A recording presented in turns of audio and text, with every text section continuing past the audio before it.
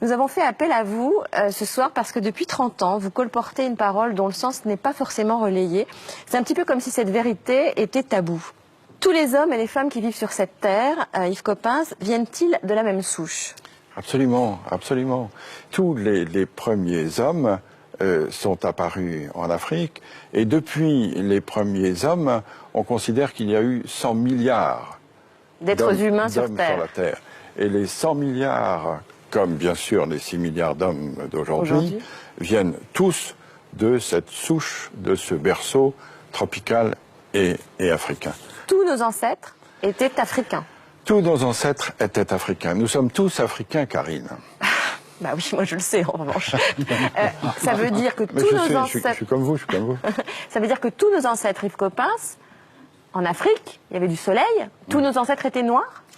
Tous nos ancêtres étaient certainement bruns, parce que, étant donné l'ensoleillement de l'Afrique, et étant donné probablement la peau nue qu'ils avaient il y a 3 millions d'années, ils ne pouvaient pas être autrement que bronzés.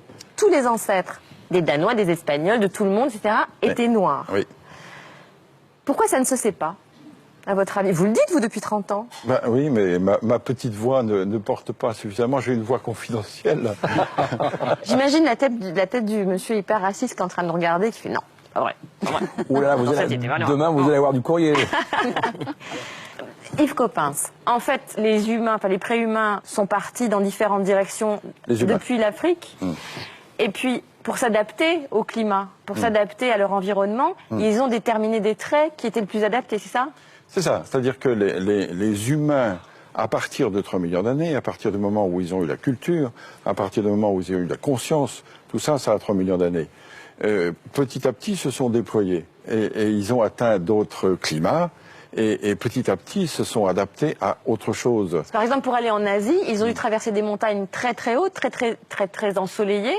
Et donc, petit à petit, leurs yeux se sont adaptés, c'est ça?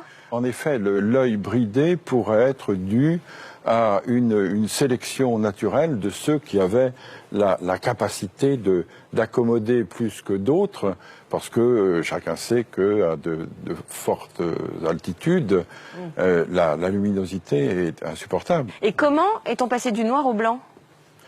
Là aussi, c'est un gradient de couleur, un gradient de coloration, c'est-à-dire qu'avec moins d'ensoleillement, on avait nécessité d'avoir une peau avec un écran moins fort pour que la synthèse de la vitamine D, qui est la synthèse de croissance, puisse se faire. Donc par sélection, ceux qui n'avaient pas la vitamine D, donc les plus noirs, sont restés soit en Afrique, soit se sont éteints. Et ce sont les de plus en plus blancs qui ont pu survivre. C'est une sélection qui s'est faite du noir au plus clair. Si on a un écran de mélanine là où il n'y a pas beaucoup de soleil, la vitamine D ne se synthétise pas et on ne grandit pas.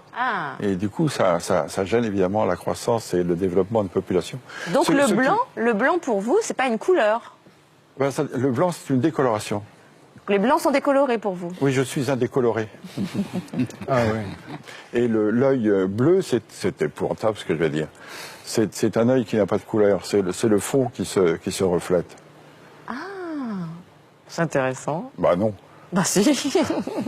Merci beaucoup Yves Coppens. Et je voulais ajouter quelque chose qu'on ne sait peut-être pas assez. Vous savez qu'aujourd'hui, les 6 milliards et demi d'hommes qui sont sur la Terre sont 6 milliards et demi d'Homo sapiens sapiens.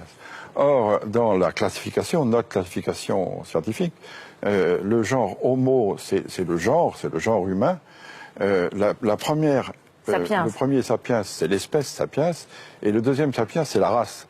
C'est-à-dire on est tous Homo sapiens sapiens. On peut être tous racistes, ça n'a pas d'importance, puisqu'on est tous de la même race. Donc il n'y a qu'une race. Ah oui, il n'y a qu'une race. Oui. Donc scientifiquement, Yves Coppens, les races n'existent pas.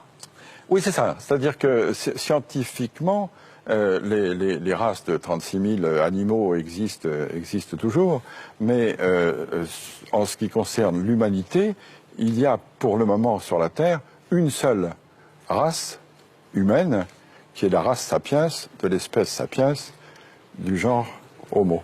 Merci beaucoup Yves Coppens. Merci beaucoup, José.